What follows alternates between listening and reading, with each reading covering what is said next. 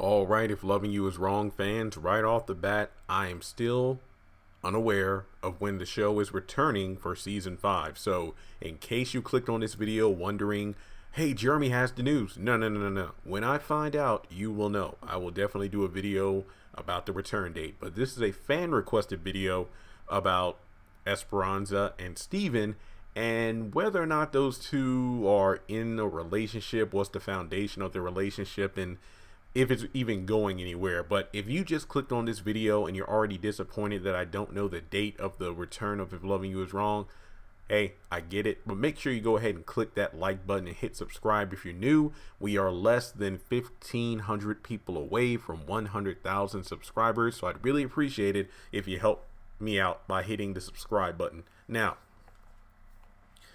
when I was requested, well, excuse me, when I received the request to do the video, the person who asked me pretty much said, is this a relationship just based on sex or based off emotion? Let me put it this way. I think at first it was really only the physical attraction. Steven was, or, did come off as a nice guy. And honestly, that's a different kind of guy than Esperanza's typically used to getting into a relationship with.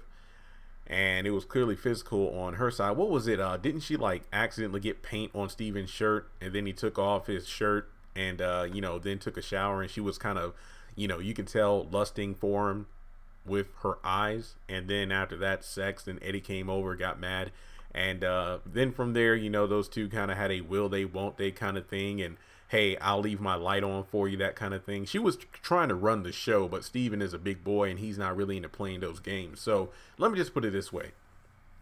At first, clearly about the whole sex and whatnot, but as time went on and Esperanza got slightly less annoying, things got better. At this point, I truly think it's about companionship and emotional attachment, especially when Esperanza asked Steven to go with her, because I do believe that she was going over to Larry's office to finalize the paperwork in order to take away custody from Eddie of their daughter, putting a restraining order, pretty much bust Eddie's bubble by telling all the dirt that she has on him and giving that to Larry, because remember, he had arrested her for a attempted dine and dash and other ridiculous things. So at this point, Esperanza's finally had enough, and I really like the fact that she finally put her foot down and is going to do something in order to separate herself from Eddie from good, because I feel like one of the worst things about the last season was when Steven beat up those 3 or 4 guys that were waiting for him outside of Esperanza's house. And yeah, he's caught in the heat of the moment, and he literally tells Esperanza to get back in the house.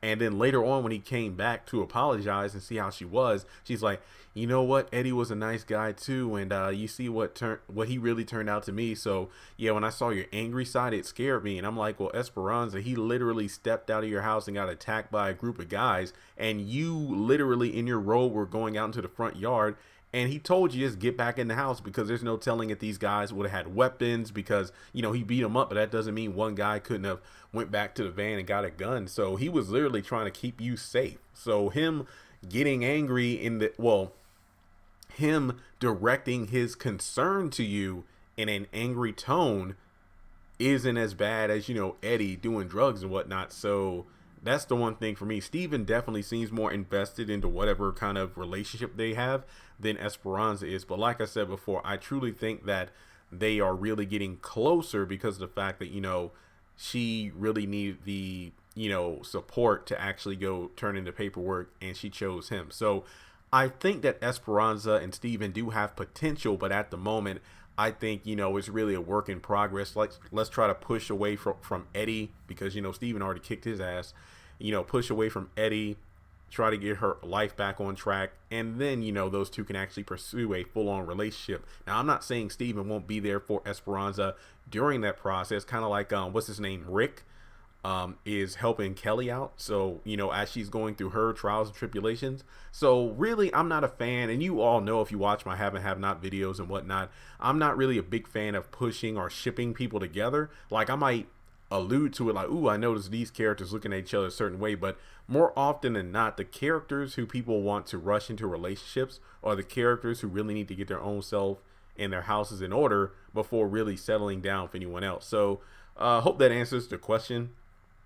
not a terribly long video, but it does feel good to do a non-witness the show coming back if loving you is wrong video. Like I said, as soon as I know something, or as soon as you know something and you send me the info, I will gladly do a video on it. And like I said at the beginning, we are, well, yeah, we are less than 1,500 away from 100,000, but I did get my annual message from YouTube that comes around early December letting YouTubers know, hey, don't be surprised if you see your subscriber number decrease, because of the fact that this is the time of the year where we sweep and we delete YouTube channel accounts that are closed. Like, let's say, for example, let's say you are a YouTuber who has subscribed to the Haves and the Have-Nots review, but you uploaded content that got your channel closed down. So it's pretty much like a blank picture and everything. Those channels that are disabled will be removed from the subscriber count. Last year, I want to say it was a few hundred people that got taken off.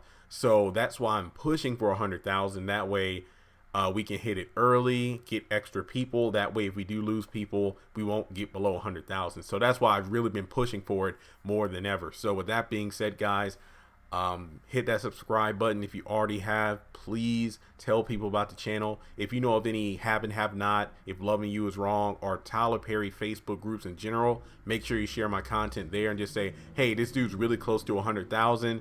Make sure you subscribe to the channel, because I'd really appreciate it. So once again, let me know if you have any other if loving you is wrong video ideas that have something to do with other than when the show's coming back, because I've done enough of those videos. This feels like it was last year when I was doing like 2 or 3 videos a month on that very topic. But it is coming back in 2020. My guess is in March. You know, like the Haves and the Have-Nots run from early January to mid-March. Then if Loving You Is Wrong takes over, then, you know, Have and Have-Nots comes back, but nothing has been confirmed yet.